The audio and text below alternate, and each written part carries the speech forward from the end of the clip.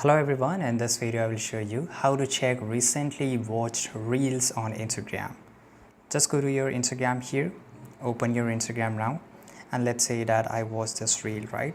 And how I can know that which reel I just watch out. So I will just go here in the bottom right side corner in the profile icon. On the top right you will see the three horizontal lines.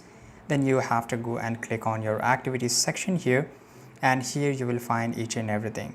So for example, that if you have liked any of the reels, so if I just go and check, it's not about really, even if you like any post, it will show up here. Now all the likes which I have did it will show here. So sometimes it's take a little bit of time to load. And here you can see that all the reels which I have watched and the reels which I have liked, right? Same thing, I can just go and remove the likes.